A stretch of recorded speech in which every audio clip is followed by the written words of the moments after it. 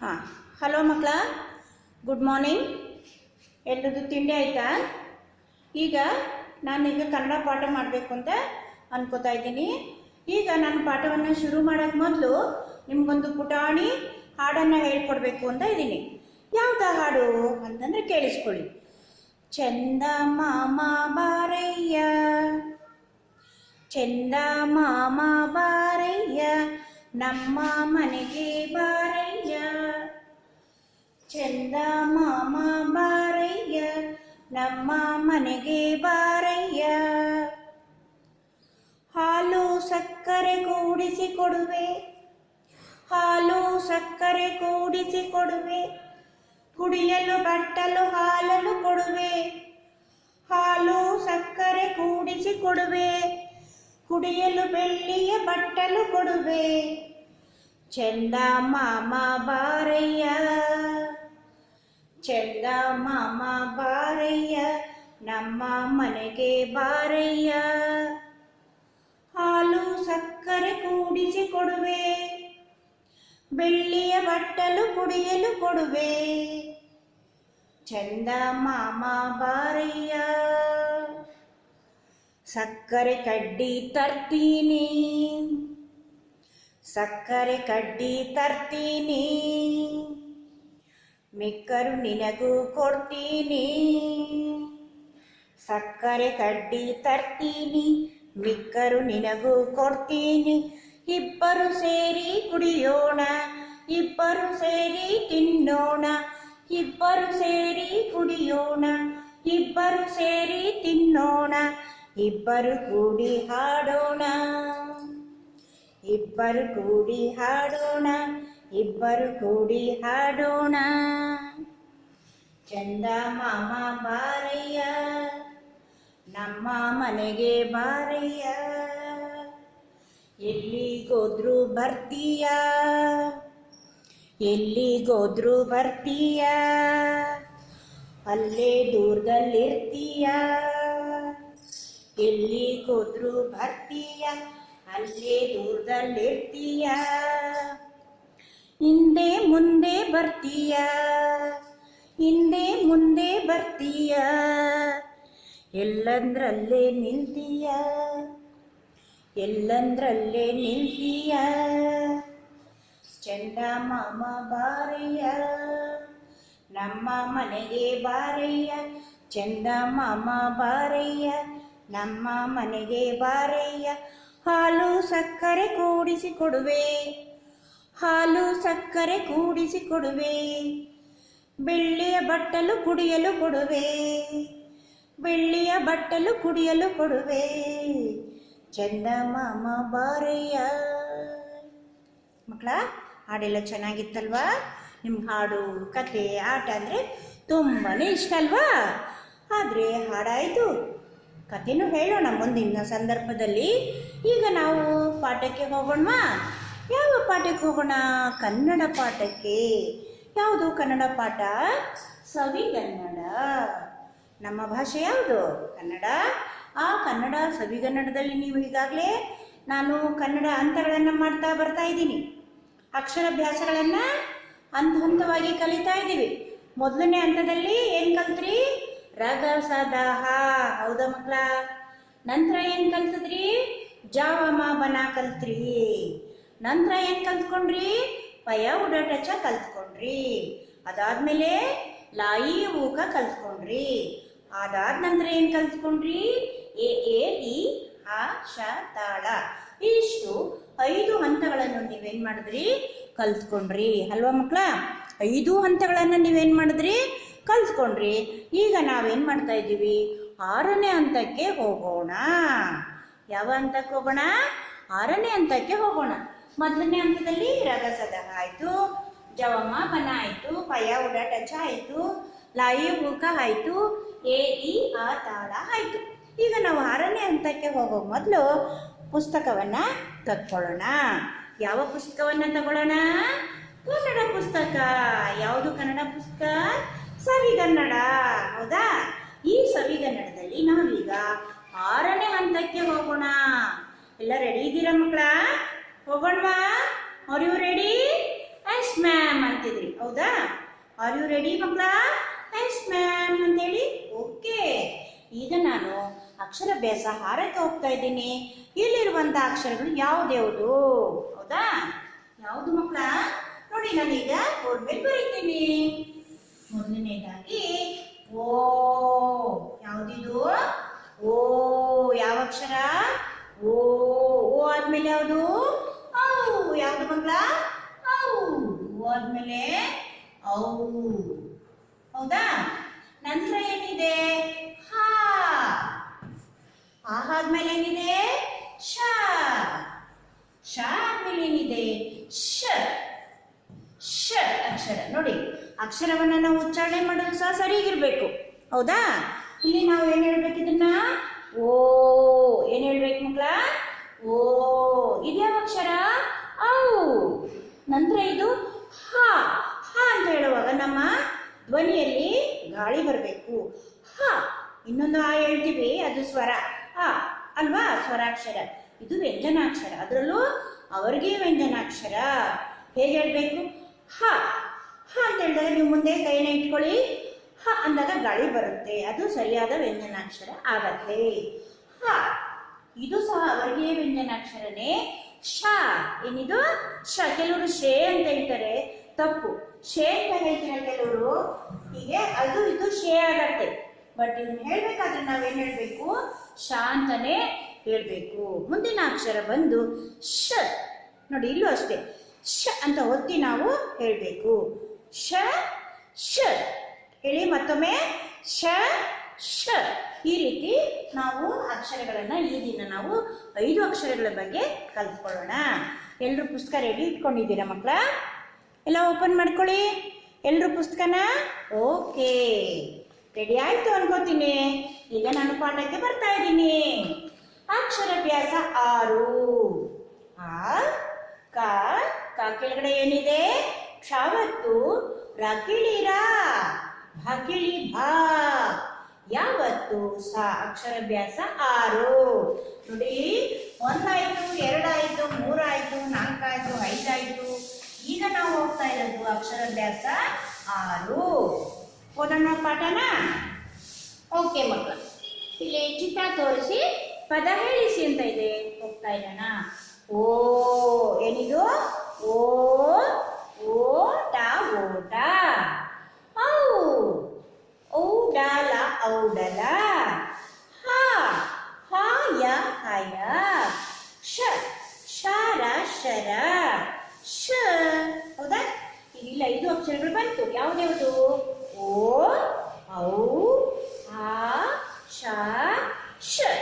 5 ಅಕ್ಷರಗಳನ್ನು ಬಂತು. 5 ಅಕ್ಷರದಲ್ಲಿ 4 ಅಕ್ಷರಗಳಿಗೆ ಪದ ರಚನೆ ಆಗಿದೆ. ಓಟ. ಓಟ. ಔಡಲ. ಔಡಲ. ಹಾಯ. ಹಾಯ. ಶರ. ಶರ. ಶ ಅಂತೇಳಿ 5 ಅಕ್ಷರಗಳು, 4 ಪದಗಳ ರಚನೆ ಆಗಿದೆ. ಏನಪ್ಪ ಓಟ ಅಂದ್ರೆ? ಓಟ. ಓಟ. ಇಲ್ಲಿ ನೋಡಿ, ಒಂದು ಮಗು ಇದೆ, ಇಲ್ಲೊಂದು ಮಗು ಇದೆ. ಒಂದು ಗಂಡು ಮಗು, ಇನ್ನೊಂದು ಹೆಣ್ಣು ಮಗು. ಏನ್ ಮಾಡ್ತಾ ಇದ್ದಾರೆ ಅವರು? ಓಡ್ತಾ ಇದ್ದಾರೆ. ಓಡೋದು ರನ್ನಿಂಗ್ ಅಲ್ವಾ? ರನ್ನಿಂಗ್ ರೇಸ್ ಅಂತ ಹೇಳ್ತೀವಲ್ವ ನಾವು. ಓಡೋದು, ನಾನು ಫಸ್ಟ್ ಬರ್ತೀನಾ, ನೀನು ಫಸ್ಟ್ ಬರ್ತೀಯಾ ಅಂತ ಓದೋದು. ಅದು ಯಾರು ಮುಂದೆ ಬರ್ತಾರೆ ಆಗ ಅವ್ರಿಗೆ ಏನಿರುತ್ತೆ? ಸ್ಪರ್ಧೆ. ಓಟದ ಆಟ ಸ್ಪರ್ಧೆ ಇದ್ದಾಗೆ ಓಟದ ಆಟ ಸ್ಪರ್ಧೆ ಇದು. ಯಾರು ಗೆಲ್ತಾರೆ ಅವ್ರಿಗೆ ಬಹುಮಾನ ಸಿಗುತ್ತೆ, ಹೌದಾ? ಈ ರೀತಿ ಮಕ್ಕಳು ಓಡ್ತಾ ಇದ್ದಾರೆ. ಓಡೋದ್ರಿಂದ ನಮ್ಗೆ ಏನಾಗತ್ತೆ? ಅನುಕೂಲನ ಅನಾನುಕೂಲನ? ಓಡೋದ್ರಿಂದ ನಮಗೆ ಬಾಡಿಗೆ ಎಕ್ಸಸೈಸ್ ಆಗತ್ತೆ, ನಮ್ಮ ದೇಹಕ್ಕೆ ವ್ಯಾಯಾಮ ಆಗತ್ತೆ. ಆದ್ರಿಂದ ನಾವೇನ್ ಮಾಡಬೇಕು? ಓಡ್ತಾ ಇದ್ದೀವಿ. ಓಡ್ತಾ ಇದ್ದೀವಿ ಅಂದ್ರೆ ನಮ್ಮ ದೇಹದ ಬೆಳವಣಿಗೆ ಆಗತ್ತೆ ಅಲ್ವಾ? ನಾವು ವಯಸ್ಸಾದ ನಂತರ ಓಡೋದಕ್ಕೆ ಆಗಲ್ಲ. ಸಣ್ಣ ಮಕ್ಕಳಲ್ಲೇ ಆಟ ಪಾಠ ಎಲ್ಲ ಹೇಗಿರುತ್ತೋ ಅದು ಸಹ ಆಟವನ್ನು ಸಹ ನಮಗೆ ಸೇರಿಸ್ಕೋಬೇಕು. ಬರೀ ಊಟ ಮಾಡಿ ನಿದ್ದೆ ಮಾಡಿ ಮಲಗಿದ್ರೆ ಆಗಲ್ಲ, ನಾವು ಓಟವನ್ನು ಮಾಡಬೇಕು ಅಲ್ವಾ? ನೋಡಿ, ಓಟಕ್ಕೆ ಹೆಸರಾದಂಥ ಒಬ್ಬ ವ್ಯಕ್ತಿ ಇದ್ದಾರೆ. ಯಾರವರು? PT ಉಷಾ. ಕೇಳಿದ್ದೀರಾ ನೀವು? PT ಉಷಾ ಅಂತ ಒಬ್ಬ ಹೆಣ್ಣು ಮಗಳು. ಅವಳು ನಮ್ಮ ಕರ್ನಾಟಕ ರಾಜ್ಯದವಳಲ್ಲ, ಅವಳು ಕೇರಳ ರಾಜ್ಯದವಳು. ಓಡಿ ಓಡಿ ಓಡಿ ಓಡಿ ಇಡೀ ಅವಳು ಏನು ಮಾಡಿದ್ದಾಳೆ? ಓಟದ ಸ್ಪರ್ಧೆಯಲ್ಲಿ ಅವಳೇ ಫಸ್ಟು. ಯಾರಾದರೂ ಸ್ಪೀಡಾಗಿ ಓಡಿದ್ರೆ ಏನು ಒಳ್ಳೆ ಪಿ ಟಿ ಉಷಾ ಥರ ಓಡ್ತೀಯಾ ಅಂತ ಹೇಳ್ಬಿಟ್ಟು ಹೇಳ್ತಾರೆ ಅಲ್ವಾ.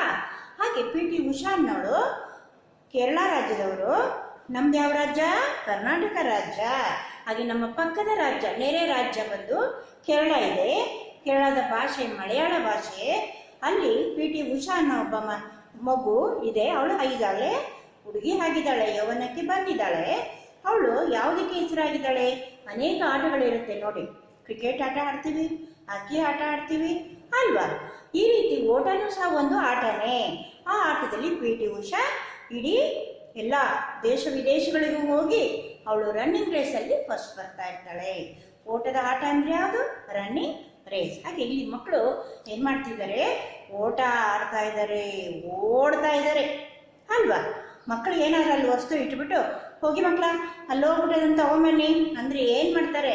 ಹಿಂದೆ ಮುಂದೆ ಏನೂ ನೋಡಲ್ಲ, ಬೀಳ್ತೀವೋ ಹೇಳ್ತೀವೋ ಏನೊಂದು ನೋಡಲ್ಲ. ಏನು ಮಾಡ್ತಾ ಇರ್ತಾರೆ? ಸುಮ್ಮನೆ ಓಡ್ತಾ ಇರ್ತಾರೆ. ಓಡ್ಬಿಟ್ಟು ಪುನಃ ತಗೊಂಬಂದು ಈ ಕಡೆ ಮತ್ತೆ ಇಲ್ಲಿ ಒಂದು ಗುರ್ತು ಮಾಡಿರ್ತೀವಿ, ಅಲ್ಲಿ ಬಂದು ನಿಂತ್ಕೋತಾರೆ. ಆ ಒಂದು ಆಟಕ್ಕೆ ನಾವೇನಂತ ಕರಿತೀವಿ? ಓಟ. ಓ ಅನ್ನೋ ಅಕ್ಷರಕ್ಕೆ ನಾವಿಲ್ಲಿ ಯಾವ ಪದವನ್ನ ಬಳಸಿದ್ವಿ? ಓಗ ಅನ್ನೋ ಅಕ್ಷರಕ್ಕೆ ಯಾವುದನ್ನ ಬಳಸಿದ್ವಿ? ಓಟ. ಓಟ ಅಂದ್ರೆ ಏನ್ ಗೊತ್ತಾಯ್ತಾ ಮಕ್ಕಳ? ಓಡುವುದು, ನಿಲ್ಲದೆ ಓಡುವುದು ಓಟ. ಇದರಿಂದ ಏನಾಗುತ್ತೆ? ನಮ್ಮ ದೇಹದಲ್ಲಿ ರಕ್ತದ ಸಂಚಾರ ಸಹ ಚೆನ್ನಾಗಾಗತ್ತೆ. ಕೈ ಕಾಲು ಎಲ್ಲದಕ್ಕೂ ಸಹ ನಮಗೆ ಶಕ್ತಿ ಆಗುತ್ತೆ. ಮತ್ತೆ ಮತ್ತೆ ದೇಹ ಯಾವಾಗಲೂ ಲವಲವಿಕೆಯಿಂದ ಚಟುವಟಿಕೆಯಿಂದ ತುಂಬಿರುತ್ತೆ. ಬೆಳಗ್ಗೆ ಎದ್ದಿದ ತಕ್ಷಣ ಮಕ್ಕಳು ಸ್ವಲ್ಪ ಓಡಬೇಕು, ಗೊತ್ತಾಯ್ತಾ? ಆಗ ದೇಹಕ್ಕೆ ಆಟ ಆಡೋದ್ರಿಂದ ನಮ್ಗೆ ಎಷ್ಟು ಉಪಯೋಗ ಇದೆ ಅನ್ನೋದು ನಿಮ್ಗೆ ಈಗಾಗಲೇ ಗೊತ್ತೇ ಇದೆ ಅಲ್ವಾ. ಓಟನೂ ಸಹ ಒಂದು ಆಟನೇ. ನೀವು ಇನ್ನು ಮುಂದೆ ಓಡ್ತೀರಲ್ವಾ? ಕೆಲವರು 1 ಕಿಲೋಮೀಟ್ರ್ 2 ಕಿಲೋಮೀಟ್ರ್ ಹೀಗೆ ಓಡ್ತಾ ಓಡ್ತಾ ಓಡ್ತಾ ಓಡ್ತಾ ನಾವೇನು ಮಾಡ್ಕೋಬೋದು? ಓಟದ ಒಂದು ವೇಗವನ್ನು ಹೆಚ್ಚಿಸ್ಕೊತಾ ಹೋಗ್ಬೋದು. ಹಾಗೆ ಮುಂದಿನ ಪದ ಅವು. ಏನಪ್ಪ ಮಕ್ಕಳ? ಅವು. ಅವು ಅಂದ್ರೇನು? ಔಡಲ. ಅಲ್ಲಿ ಪದ ಯಾವ ರಚನೆ ಆಗಿದೆ? ಔಡಲ. ಔಡಲ. ಅವು. ಅವು ಅನ್ನೋದು ಒಂದು ಅಕ್ಷರಕ್ಕೆ ಪದ ಏನಾಗಿದೆ? ಔಡಲ. ನೋಡಿ, ಇಷ್ಟು ದಿವಸಗಳಲ್ಲಿ ಅವು ಅನ್ನೋದಕ್ಕೆ ನೀವು ಬರೀ ಔಷಧ ಮಾತ್ರ ಹೇಳ್ತಾ ಇದ್ರಿ, ಹೌದಾ? LKG UKGಲಿ ಅವು ಅಂದರೆ ನೀವೇನು ಹೇಳ್ತಾ ಇದ್ರಿ? ಔಷಧ ಅಂತ ಹೇಳ್ತಾ ಇದ್ರಿ. ಔಷಧ ಈಗ ಅದು ಸಾಮಾನ್ಯ ಪದ ಆಗೋಯ್ತು, ನಿಮ್ಗಾಗಲೇ ಗೊತ್ತಾಗಿದೆ. ಆದರೆ ಇವತ್ತು ಹೊಸ ಪದ ನಿಮಗೆ ಬಂದಿದೆ. ಯಾವ್ದ ಪದ ಅಂದರೆ ಔಡಲ. ಏನು ಔಡಲ ಅಂದರೆ ಗೊತ್ತಾ ಮಕ್ಕಳ? ಔಡಲ ಅಂದರೆ ಹರಳೆಣ್ಣೆ ನಾವು ತಲೆಗೆ ಹಚ್ಕೋತೀವಲ್ಲ, ತಲೆ ಕೂದಲು ತಂಪಾಗಿರಬೇಕು, ಕಣ್ಣುಗಳು ತಂಪಾಗಿರಬೇಕು, ಜಡೆ ಉದ್ದನಾಗಿ ಬೆಳಿಬೇಕು, ಕೂದಲುಗಳು ಉದ್ದನಾಗಿ ಬೆಳಿಬೇಕು ಅಂತ ಎಲ್ಲರಿಗೂ ಇಷ್ಟ ಇರುತ್ತೆ. ಆಗ ನಾವೇನು ಮಾಡ್ತೀವಿ? ತಲೆಗೆ ಶಾಂಪು ಹಚ್ಚಿ ಸ್ನಾನ ಮಾಡಿರ್ತೀವಿ. ಮಾರನೇ ದಿವಸ ಏನು ಮಾಡ್ತೀವಿ? ತಲೆಗೆ ಎಣ್ಣೆಯನ್ನು ಹಚ್ಕೋತೀವಿ. ಆ ಎಣ್ಣೆ ಯಾವ ಎಣ್ಣೆ ಆಗಿರುತ್ತೆ? ಹರಳೆಣ್ಣೆ ಆಗಿರ್ಬೋದು, ಕೊಬ್ಬರಿ ಎಣ್ಣೆ ಆಗಿರ್ಬೋದು, ಎಳ್ಳೆಣ್ಣೆ ಆಗಿರ್ಬೋದು, ಅನೇಕ ರೀತಿಯ ಎಣ್ಣೆಗಳಿದೆ. ಅದ್ರ ಜೊತೆಗೆ ಈಗ ಬೇರೆ ಬೇರೆ ಮಿಶ್ರಣ ಮಾಡಿ ಡಾಬರ್ ಎಣ್ಣೆ ಅಂತೆ, ಜಾಸ್ಮಿನ್ ಎಣ್ಣೆ ಅಂತೆ, ಸುಮಾರು ಎಣ್ಣೆಗಳು ಬಂದಿದೆ. ಆದರೆ ಹಿಂದಿನ ಕಾಲದಿಂದಲೂ ಬಂದಿರೋದು ಯಾವುದು? ಆರೋಗ್ಯಕ್ಕೆ ಹಿತಕರವಾಗಿರೋದು ಹರಳೆಣ್ಣೆ. ಹರಳೆಣ್ಣೆ ಗಿಡಕ್ಕೆ ನಾವೇನಂತ ಹೇಳ್ತೀವಿ? ಔಡಲ ಅಂತ ಹೇಳಿ ಹೇಳ್ತೀವಿ. ಹರಳೆಣ್ಣೆ, ಹರಳು ಬೀಜಗಳಿರುತ್ತೆ, ಆ ಬೀಜಗಳಿಂದ ಹರಳೆಣ್ಣೆ ಆಗತ್ತೆ. ಹರಳು, ಹರಳಿಂದ ಹರಳೆಣ್ಣೆ. ಯಾವ ಎಣ್ಣೆ ಮಕ್ಕಳ? ಹರಳೆಣ್ಣೆ, ಹೌದಾ? ಹರಳೆಣ್ಣೆ, ಹರಳೆಣ್ಣೆ ಗಿಡ ಆಗತ್ತೆ. ಹರಳೆಣ್ಣೆ ಗಿಡಕ್ಕೆ ನಾವೇನಂತೀವಿ? ಔಡಲ ಅಂತೀವಿ. ಔಡಲ ಗಿಡದಲ್ಲಿ ಏನಾಗತ್ತೆ? ಬೀಜ ಬಿಡುತ್ತೆ. ಅದು ಸುಮಾರು ಈ ರೀತಿ ಸಿಬೆ ಮರ ಈ ಥರ ಇರುತ್ತೆ ನೋಡಿ. ಸಿಬೆ ಮರ ಮತ್ತು ಮಾವಿನ ಮರದಷ್ಟು ಎತ್ತರವಾಗಿರಲ್ಲ, ಕೈಗೆ ಸಿಕ್ಕುತ್ತೆ ಇದು. ಅಲ್ಲಿ ಮುಳ್ಳುಮುಳ್ಳಾದಂಥ ಬೀಜಗಳು ಇರುತ್ತೆ. ಆ ಮುಳ್ಳುಮುಳ್ಳಾದ ಬೀಜಗಳು, ಎಲೆಗಳು ಎಲ್ಲ ಇರುತ್ತೆ. ಆ ಬೀಜವನ್ನು ಅವ್ರು ಏನು ಮಾಡ್ತಾರೆ? ಒಂದು ಕಡೆ ಸಂಗ್ರಹಿಸಿ ಇಟ್ಕೋತಾರೆ. ನಂತರ ಅದನ್ನು ಜಾಸ್ತಿ ಉರಿಯಲ್ಲಿ ಬೆಂಕಿಯನ್ನು ಹಾಕಿ ಒಂದು ದೊಡ್ಡ ಪಾತ್ರೆಯಲ್ಲಿ ಅದನ್ನೇನು ಮಾಡ್ತಾರೆ? ಕಾಯಿಸ್ತಾರೆ. ನೀರನ್ನು ಹಾಕಿ ಕಾಯಿಸ್ತಾರೆ. ಆಗ ಎಣ್ಣೆ ತೇಲ್ತಾ ಬರುತ್ತೆ, ಅದನ್ನು ಸೋಸ್ಕೋತಾರೆ. ಅದಕ್ಕೆ ನೀರು ಹೆಚ್ಚಿಗೆ ಬೇಕು. ಕೆಳಗಡೆ ಆ ಒಲೆಗೆ ಸೌದೆಗಳು ಹೆಚ್ಚು ಬೇಕು, ಆಗ ಎಣ್ಣೆಯನ್ನು ತಯಾರಿಸ್ಕೊಳ್ಳೋದು. ಆದರೆ ಅಷ್ಟೆಲ್ಲ ಮಾಡಿದ್ರೆ ಸಿಕ್ಕೋದು ಸ್ವಲ್ಪನೇ ಎಣ್ಣೆ. ಶ್ರಮ ಜಾಸ್ತಿ, ಆದರೆ ಸಿಕ್ಕೋದು ಸ್ವಲ್ಪ ಎಣ್ಣೆನೇ. ಆದರೆ ಆ ಎಣ್ಣೆ ತುಂಬ ಉಪಯೋಗಕ್ಕೆ ಬರುತ್ತೆ ಹರಳು ಎಣ್ಣೆ. ಸಣ್ಣ ಮಕ್ಕಳಿಗಿಂದ ಏನು ಮಾಡ್ತಾಯಿದ್ರು, ಚೆನ್ನಾಗಿ ಜೀರ್ಣ ಆಗಬೇಕು ಅಂತ ಎಣ್ಣೆ ಸಹ ಕುಡಿಸ್ತಾ ಇದ್ರು. ಆದರೆ ಈಗಿನ ಒಂದು ಏನಾಗಿದೆ, ಡಾಕ್ಟ್ರು ಹೇಳೋ ರೀತಿಲಿ ಎಣ್ಣೆ ಸ್ನಾನನೂ ಮಾಡಿಸೋ ಆಗಿಲ್ಲ, ಎಣ್ಣೆ ಕುಡಿಯೋ ಹಾಗೂ ಇಲ್ಲ. ಬೇದಿ ಅದು ಇದು ಎಲ್ಲ ಆಗ್ಬಿಡ್ತಾ ಇತ್ತು ಮೊದಲು. ಹೊಟ್ಟೆ ಏನಾದರೂ ಕೆಟ್ಟು ಮಕ್ಕಳಿಗೆ ದೊಡ್ಡವ್ರು ಸಹ ಹರಳೆಣ್ಣೆನ ಕುಡಿತಾ ಇದ್ರು. ಆ ಒಂದು ಗಿಡಕ್ಕೆ ನಾವೇನು ಹೇಳ್ತೀವಿ, ಔಡಲ ಅಂತೇಳಿ. ಈಗ ನಾನು ಅದರ ಎಲೆಯನ್ನು ತೊಗೊಂಬಂದಿದ್ದೀನಿ ನೋಡಿ. ನನಗೆ ಬೀಜ ಸಿಕ್ಕಲಿಲ್ಲ, ಅದು ಎತ್ತರದಲ್ಲಿತ್ತು, ಹಾಗಾಗಿ ಸಿಕ್ಕಲಿಲ್ಲ. ಈಗ ನಾನು ಆ ಒಂದು ಎಲೆಯನ್ನು ನಿಮಗೆ ತೋರಿಸ್ತಾ ಇದ್ದೀನಿ ನೋಡಿ. ಇದು ಔಡಲ ಗಿಡದ ಎಲೆ. ಯಾವ ಎಲೆ? ನಿಮ್ಮ ಪುಸ್ತಕದಲ್ಲೂ ಇದೆ ಇದು, ಹೌದಾ? ಈ ಎಲೆ ಇದೆ ನೋಡಿ, ಇಲ್ಲಿ ದಳಗಳು 1 2 3 4 5 6 7 8 9 10 11 ಈ ರೀತಿ ದಳಗಳು ಬಿಟ್ಟಿರುತ್ತೆ. ಈ ಒಂದು ಎಲೆಗೆ ನಾವೇನು ಹೇಳ್ತೀವಿ, ಔಡಲ ಎಲೆ. ಯಾವ ಎಲೆ ಇದು? ಔಡಲ ಎಲೆ. ನಾವು ಔಡಲ ಅಂತ ಬಳಸೋಕ್ಕೆ ಹೋಗಲ್ಲ, ಹರಳು ಗಿಡ ಅಂತ ಹೇಳ್ತೀವಿ, ಹೌದಾ? ಏನು ಹೇಳ್ತೀವಿ? ಹರಳು ಗಿಡ ಅಂತೀವಿ. ಅದಕ್ಕೆ ನಿಜವಾದ ಹೆಸರು ಏನಪ್ಪ ಅಂದರೆ ಔಡಲ. ಇದರಲ್ಲಿ ಬೀಜಗಳು ಬಿಟ್ಟಿರುತ್ತೆ, ಆ ಬೀಜಗಳ ಮೇಲೆಲ್ಲ ಮುಳ್ಳಾಗಿರುತ್ತೆ. ಅಂದರೆ ಅದನ್ನು ಒಡಿಬೇಕು. ಒಡೆದಾಗ ಏನಾಗುತ್ತೆ, ನಮ್ಗೆ ಅದರೊಳಗೆ ಬೀಜ ಸಿಕ್ಕುತ್ತೆ. ಆ ಬೀಜದಿಂದಲೇ ನಾವು ಹರಳೆಣ್ಣೆಯನ್ನು ತಯಾರು ಮಾಡೋದು. ಹೌದಾ ಮಕ್ಕಳ? ಗೊತ್ತಾಯ್ತಲ್ಲ? ಇದು ಯಾವ ಎಲೆ ಮಕ್ಕಳ? ಹರಳು ಬೀಜ. ಹರಳು ಬೀಜದ ಎಲೆ. ಯಾವ ಎಲೆ ಇದು? ಔಡಲ ಗಿಡದ ಎಲೆ. ಅರ್ಥ ಆಯ್ತಾ ಮಕ್ಕಳ? ನಿಮಗೂ ಇದು ಸಿಕ್ಕತ್ತೆ. ನಿಮ್ಮ ಮನೆ ಅಕ್ಕಪಕ್ಕದಲ್ಲೆಲ್ಲ ಬೆಳೆದಿರುತ್ತಿದ್ದು ನೋಡಿರ್ತೀರ. ನೀವು ರೈತರ ಮಕ್ಕಳೇ ಆಗಿರೋದ್ರಿಂದ ಈ ಹರಳು ಬೀಜನ ತಂದು ಹೇಗೆ ನಿಮ್ಮ ಮನೆಯಲ್ಲಿ ಪೋಷಕರು, ತಂದೆ ಆಗ್ಬೋದು, ತಾಯಿ ಆಗ್ಬೋದು, ಅಕ್ಕಪಕ್ಕ ಮನೆಯವರು ಆಗ್ಬೋದು, ಹೇಗೆ ತಯಾರಿಸ್ತಾರೆ ಅನ್ನೋದು ನೀವು ಸಹ ನೋಡಿರ್ತೀರಾ ಅಲ್ವಾ? ಅದೇ ಪಟ್ಟಣದ ಮಕ್ಕಳಿಗಾದರೆ ಈ ಎಲೆ ಸಹ ಪರಿಚಯ ಇರಲ್ಲ, ಅದು ಹೇಗೆ ತಯಾರಿಸೋದು ಅನ್ನೋದು ಗೊತ್ತಿಲ್ಲ. ಅಂಗಡಿಗೆ ಹೋಗೋದು, ಹರಳೆಣ್ಣೆ ಸಿಗುತ್ತೆ, ತೊಗೊಂಬರೋದು, ಉಪಯೋಗಿಸೋದು ಅಷ್ಟೇ ಗೊತ್ತಿರುತ್ತೆ. ಆದರೆ ನೀವು ರೈತರ ಮಕ್ಕಳಾಗಿರೋದ್ರಿಂದ ಅದೆಲ್ಲ ನಿಮ್ಗೆ ಹೆಚ್ಚಿನ ಜ್ಞಾನ ಇರುತ್ತೆ. ಇನ್ನು ಮುಂದೆ ಯಾವುದು ಈ ಪ್ರಾಣಿ? ಹಯ. ಯಾವುದಿದು? ಹಯ. ಹಯ ಅಂದರೆ ಏನು ಗೊತ್ತಾ ಮಕ್ಕಳ? ಕುದುರೆ. ಹಯ ಅಂದ್ರೇನು? ಕುದುರೆ. ಆ ಅಕ್ಷರಕ್ಕೆ ಇಲ್ಲಿ ನಾವೇನಂತ ಬಳಸೋದು ಈ ಪದನ? ಹಯ. ಹಯ ಅಂದ್ರೆ ಕುದುರೆ. ಕುದುರೆ ಏನು ಹೇಳ್ತೀವಿ ನಾವು? ಹಯ ಅಲ್ವಾ? ಹಯವದನ. ದೇವ್ರಿಗೂ ಹೇಳ್ತೀವಿ ಹಯವದನ. ಹಯ ಅಂದರೆ ಕುದುರೆ ಮುಖವನ್ನು ಹೊಂದಿರುವಂಥ ದೇವರು. ಹಯವದನ ಅಂತ ಹೇಳಿ ವಿಷ್ಣುವಿನೇ ಒಂದು ಬಾರಿ ಕುದುರೆಯ ಮುಖವನ್ನು ಹೊಂದಿರ್ತಾನೆ. ಆಗ ಆ ದೇವರಿಗೆ ಹಯವದನ, ವಿಷ್ಣುನೇ, ನಾರಾಯಣನೇ ಅಲ್ವಾ? ಅದು ವೇಗವಾಗಿ ಓಡುವಂಥ ಪ್ರಾಣಿ. ಹಯ ಇದೆಯಲ್ಲ, ಇದು ಕುದುರೆ ವೇಗವಾಗಿ ಓಡುವಂಥ ಪ್ರಾಣಿ. ಇದು ಸಹ ಹೇಗೆ ನಮಗೆ ಓಟದ ಸ್ಪರ್ಧೆ ಇರುತ್ತೋ ಹಾಗೆ ಕುದುರೆಗೂ ಸಹ ಸ್ಪರ್ಧೆ ಇರುತ್ತೆ. ಕುದುರೆಯ ಸ್ಪರ್ಧೆ, ಅದಕ್ಕೆ ಜೂಜು ಅಂತಲೂ ಹೇಳ್ತಾರೆ. ಈ ಕುದುರೆಯನ್ನು ಸಾಕಿರ್ತಾರೆ, ಅದನ್ನು ಓಡಿಸ್ತಾರೆ. ಅದ್ರ ಮೇಲೆ ಒಬ್ಬ ಸವಾರ ಕೂತಿರ್ತಾನೆ.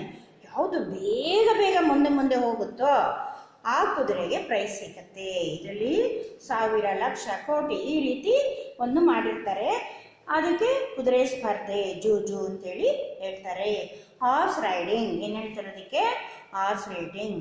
ರೇಸ್ ಕೋರ್ಸ್ ಅಂತಾನೆ ಬೆಂಗಳೂರಲ್ಲಿ ರೇಸ್ ಕೋರ್ಸ್ ಅಂತಾನೆ ಇದೆ. ಅಲ್ಲಿ ಬರೀ ಕುದುರೆಗಳ ಓಟನೇ ಮಾಡ್ತಾ ಇರ್ತಾರೆ. ಅದನ್ನು ಟಿಕೆಟ್ ತಗೋತಾರೆ ಅಲ್ಲಿ. ಈಗ ಹೆಂಗೆ ನಾವು ಫಿಲಮ್ಗೆ ಅಲ್ಲಿ ಹೋದರೆ ಟಿಕೆಟ್ ತಗೊಂಡು ಹೋಗಿ ನೋಡ್ತೀವೋ ಹಾಗೆ ಇಲ್ಲಿ ಕುದುರೆಗಳ ಓಟವನ್ನು ವೀಕ್ಷಣೆ ಮಾಡೋದಕ್ಕೂ ಸಹ ಜನರು ಹೋಗ್ತಾರೆ. ಆಮೇಲೆ ಬೆಟ್ಟಿಂಗ್ ಸಹ ಕಟ್ತಾರೆ. ಈ ಕುದುರೆ ಬಂದರೆ ನಾನು ಇಷ್ಟು ದುಡ್ಡು ಖರ್ಚು ಈಗ ಕ್ರಿಕೆಟ್ ಆಟ ಬರ್ತಾ ಇದ್ರೆ ಟಿ ವಿನಲ್ಲಿ, ಇಂಡಿಯಾಗೆ ಇದ್ದರೆ ನಾನು ಇಷ್ಟು ದುಡ್ಡು ಕೊಡ್ತೀನಿ, ಪಾಕಿಸ್ತಾನಾಗಿದ್ದರೆ ಹಿಂಗೆ, ಇದು ಸೋತ್ರೆ ಹಿಂಗೆ ಅಂತೇಳ್ಬಿಟ್ಟು ಬೆಟ್ಟಿಂಗ್ ಕಟ್ಸ್ತಾರೆ ನೋಡಿ. ಆ ರೀತಿ ಕುದುರೆಗಳು ಸಹ ಬೆಟ್ಟಿಂಗನ್ನು ಕಟ್ತಾರೆ. ಗೊತ್ತಾಯ್ತಾ? ಅದನ್ನು ಅತಿ ವೇಗವಾಗಿ ಓಡುವಂಥ ಪ್ರಾಣಿ ಯಾವುದು ಅಂದರೆ ಕುದುರೆ. ಹಾಗೆ ಕುದುರೆಗೆ ಆ ಕಡೆ ಈ ಕಡೆ ಏನು ಮಾಡಿರ್ತಾರೆ? ಕ್ಲೋಸ್ ಮಾಡಿರ್ತಾರೆ. ಯಾಕೆ? ಅದು ಆ ಕಡೆ ಈ ಕಡೆ ನೋಡಬಾರ್ದು ಅಲ್ವಾ? ನೇರವಾಗಿ ತನ್ನ ದೃಷ್ಟಿ ಎಲ್ಲಿರುತ್ತೆ ಗುರಿಯನ್ನು ಸಾಧಿಸೋದಕ್ಕೆ ಮುಂದೆ ಹೋಗ್ತಾ ಇರಬೇಕು ಅಂತೇಳಿ ಅದನ್ನು ಮಾಡಿರ್ತಾರೆ ಕುದುರೆ. ಈಗ ನಾನು ಕುದುರೆ ಚಿತ್ರವನ್ನು ಸಹ ನಿಮಗೆ ತೋರಿಸ್ತೀನಿ ನೋಡಿ ಮಕ್ಕಳ. ಈ ಒಂದು ಸಾಕು ಪ್ರಾಣಿ ಚಿತ್ರದಲ್ಲಿ ನಿಮ್ಗೆ ಹಲವಾರು ಪ್ರಾಣಿಗಳು ಸಿಗ್ತಾ ಇದೆ. ಎಮ್ಮೆ ಇದೆ ಅಲ್ವಾ? ಬಫೆಲೋ, ಗೋಟ್ ನೋಡಿ. ಹಾಗೆ ಇವೆಲ್ಲನೂ ಸಾಕು ಪ್ರಾಣಿಗಳು. ಕ್ಯಾಟು ನೋಡಿ, ರ್ಯಾಬಿಟು ನೋಡಿ, ಶಿಪ್ಪು, ಲ್ಯಾಂಬು, ಕೋಳಿ ಇವೆಲ್ಲನೂ ಇರುತ್ತೆ. ಇವೆಲ್ಲ ಪ್ರಾಣಿಗಳನ್ನು ನೀವು ನೋಡಿರ್ತೀರಾ. ಹಸು, ಕ್ಯಾಮಲ್ಲು, ಒಂಟೆ, ಡಾಗು, ಪಪ್ಪಿ ಇವೆಲ್ಲನೂ ಇರುತ್ತೆ. ಪಿಗ್ಗು ಇರುತ್ತೆ ನೋಡಿ. ಇಲ್ಲೆಲ್ಲ ಆನೆ, ಕುದುರೆ ಎಲ್ಲನೂ ಇರುತ್ತೆ ನೋಡಿ. ಇದಕ್ಕೆ ನಾವೇನು ಹೇಳ್ತೀವಿ? ಕುದುರೆ. ಇದು ಸಹ ಕುದುರೆನೇ, ಇದು ಸಹ ಕುದುರೆನೇ, ಇದು ಸಹ ಕುದುರೆನೇ. ಇದಕ್ಕೆ ಪೋನಿ ಅಂತೀವಿ, ಇದಕ್ಕೆ ಹಾರ್ಸ್ ಅಂತ ಹೇಳ್ತೀವಿ. ಇದಕ್ಕೇನು ಹೇಳ್ತೀವಿ ನಾವು? ಪೋನಿ. ಇದು ಸಹ ಕುದುರೆ, ಇದು ಸಹ ಕುದುರೆ. ಆದರೆ ನಾವು ಓಟಕ್ಕೆ ಬಳಸೋದು, ರೇಸ್ಗೆಲ್ಲ ಬಳಸುವಂಥ ಕುದುರೆ ಇದು. ಇದು ಒಂದು ಸಾಕು ಪ್ರಾಣಿ. ಇದರ ಆಹಾರ ಏನು ಗೊತ್ತಾ ಮಕ್ಕಳ? ಹೆಚ್ಚಾಗಿ ಹುರುಳಿಯನ್ನು ತಿನ್ನುತ್ತೆ. ಹುರುಳಿಕಾಳು ಗೊತ್ತಲ್ಲ, ಅಮ್ಮ ಮನೆಯಲ್ಲಿ ಹುರುಳಿಕಾಳು ಸಾರು ಮಾಡಿರ್ತಾರೆ, ಮೊಳಕೆ ಸಾರನ್ನೆಲ್ಲ ಮಾಡಿರ್ತಾರೆ. ಇದಕ್ಕೆ ಹುರುಳಿಯನ್ನು ಹೆಚ್ಚಾಗಿ ತಿನ್ನಿಸ್ತಾರೆ. ಹುರುಳಿಕಾಳನ್ನು ತಿನ್ನೋದ್ರಿಂದ ಕಾಲುಗಳು ಗಟ್ಟಿ ಆಗತ್ತೆ, ದೇಹಕ್ಕೆ ಒಳ್ಳೆ ಪೋಷಕಾಂಶ ನಮಗೆ ಸಿಕ್ಕತ್ತೆ ಅಂತೇಳಿ ಹುರುಳಿಕಾಳನ್ನು. ಅದೇ ರೀತಿ ಇದು ಕಾಲುಗಳು ಗಟ್ಟಿ ಇರಬೇಕು. ಸಣ್ಣ ಇದ್ರೂ ಸಹ ಅದು ಓಡೋದಕ್ಕೆ ಅದರ ಕಾಲುಗಳಿಗೆ ಶಕ್ತಿ ಬೇಕು. ಅದಕ್ಕೋಸ್ಕರ ಇದಕ್ಕೆ ಹುರುಳಿಯನ್ನು ತಿನ್ನಿಸ್ತಾರೆ. ಹುರುಳಿ ಅಂದರೆ ಹುರುಳಿಯ ಕಾಳು, ಮೊಳಕೆ ಕಾಳು ಇರುತ್ತಲ್ಲ, ಅದು ನಾವು ತಿಂತೀವಲ್ವಾ.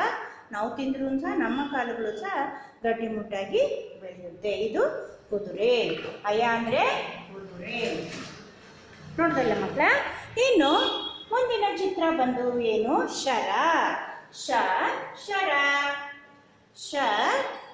ಮುಂದಿನ ಚಿತ್ರ ಏನು? ಶ ಇದೆ. ಯಾವುದಿದೆ ಮಕ್ಕಳ? ಶರ.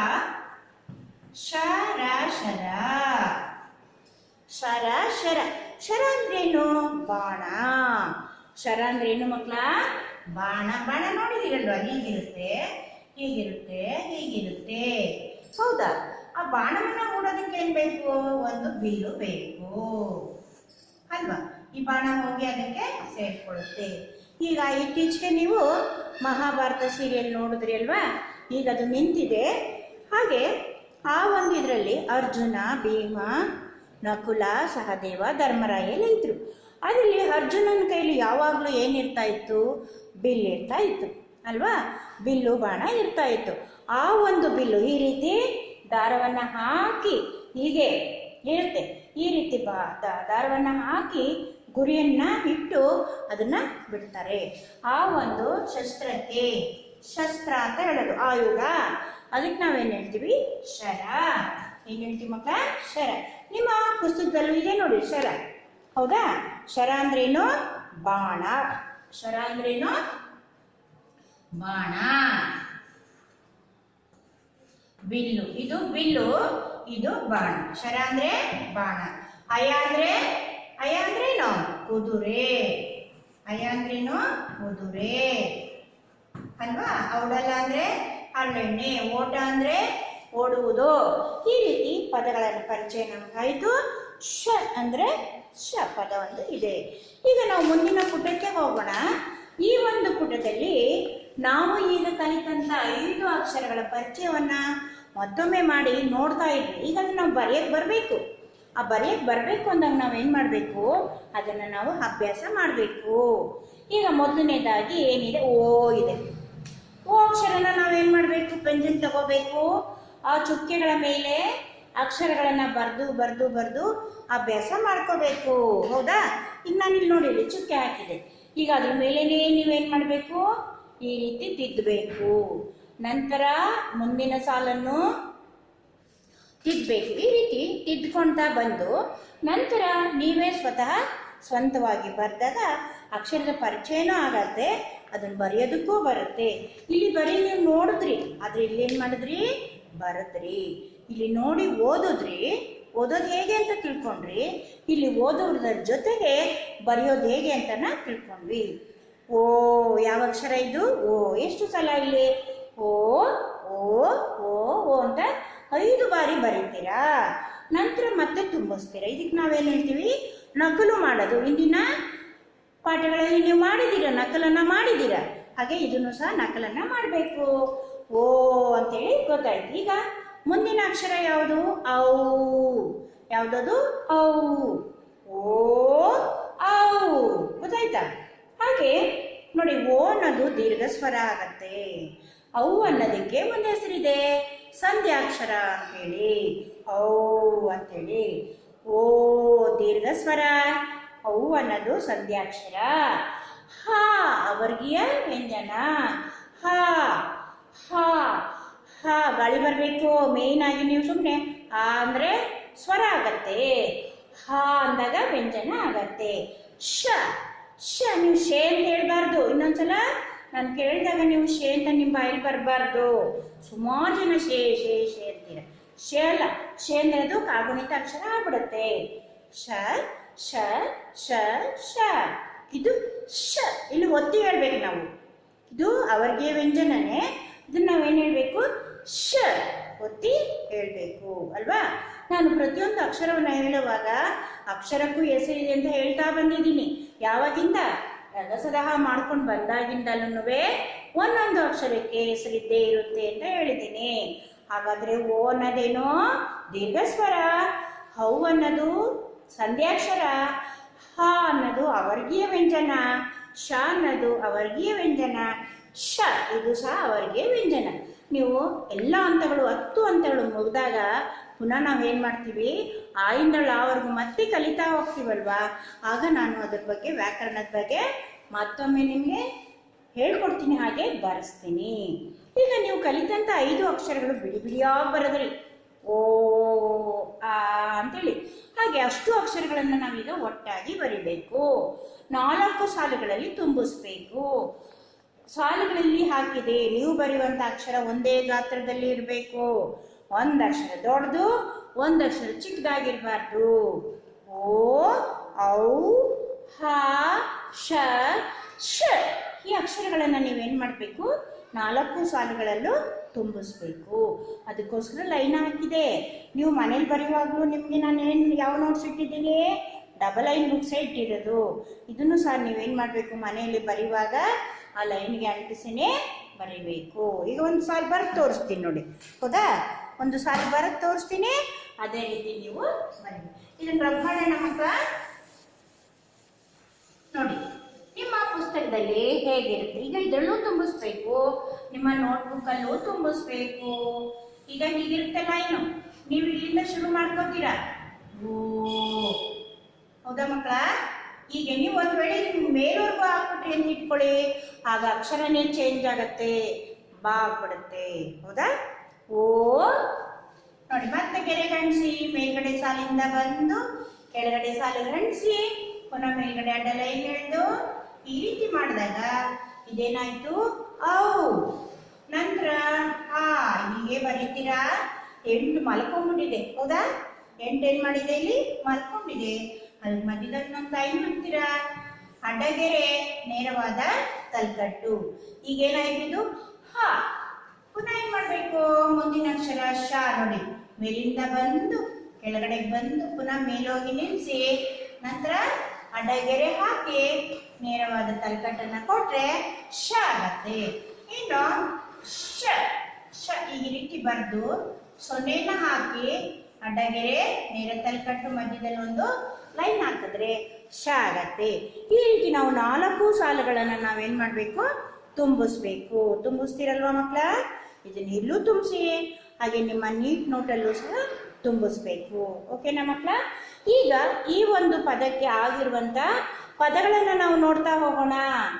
ಓಟ ಓಟ, ಓಲಾಗ ಓಲಗ, ಔಡಲ ಔಡಲ, ಔರಸ ಔರಸ, ಹಾರ ಹರ, ಹಾದ ಹದ, ಹಾಯ ಹಯ, ಹಾವಾಳ ಹವಳ, ಶಕ ಶಕ, ಶರ ಶರ, ಶಕಟ ಶಕಟ, ಶಯನ ಶಯನ, ಶಬರ ಶಬರ, ಉಷ ಉಷ. ಈ ರೀತಿ ಪದಗಳ ರಚನೆಯನ್ನು ಆಗಿದೆ. ಈ ಒಂದು ಪದದ ರಚನೆ ಆಗಿರೋದು ಏನಿದೆ? 6 ಹಂತಗಳಿಂದ ಆಗಿದೆ. ಯಾವ ಹಂತಗಳು? ರಗಸದ ಹ ಇಂದ ಹಿಡಿದು ಓ ಔ ಆ ಶ ಶ ಇಂದನೂ ಆಗಿದೆ. ಓಟ ಓಟ ಅದು ಈ ಪಾಠದಲ್ಲಿ ಬಂತು. ಯಾವುದು? ಓ ಮಾತ್ರ ಇಲ್ಲಿ ಬಂತು. ಟ ಹಿಂದಿನ ಯಾವುದ್ರಲ್ಲಿ ಬಂತದು? 3ನೇ ಹಂತದಲ್ಲಿ ಬಂತು. ಓಲಾಗ. ಹಾಗೆ ಲಾ ಮತ್ತು ಗ, ಲಾ ಎಲ್ಲಿಂದ ಬಂತು? 4ನೇ ಹಂತದಲ್ಲಿ ಬಂತು. ಗ 1ನೇ ಹಂತದಿಂದ ಬಂತು. ಈ ರೀತಿ 6 ಹಂತಗಳಿಂದ ಅಕ್ಷರಗಳನ್ನ ತಗೊಂಡು ಪದ ರಚನೆಯನ್ನ ಆಗಿದೆ. ಓಟ ಅಂದ್ರೆ ಏನು ಗೊತ್ತಾಗಿದೆ ನಿಮ್ಗೆ? ಓಟ ಅಂದ್ರೇನು? ಓಡುವುದು. ಓಲಗ ಅಂದರೆ ಊದುವುದು.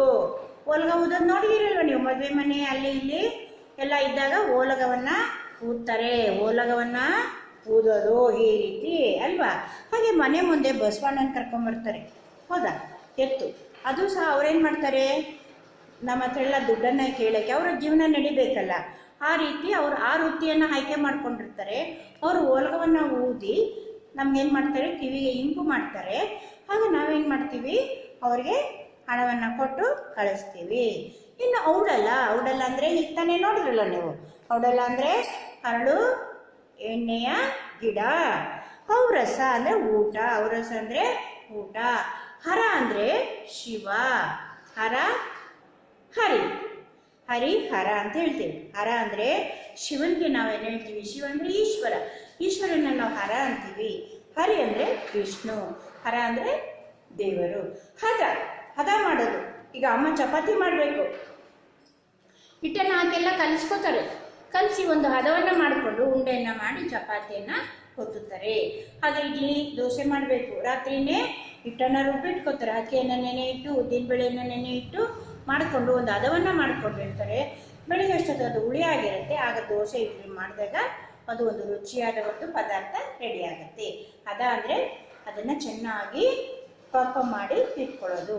ಹಯ ಅಂದರೆ ಕುದುರೆ, ಹೌದಾ, ಕುದುರೆ ಚಿತ್ರನ ನೋಡಿದ್ರಿ.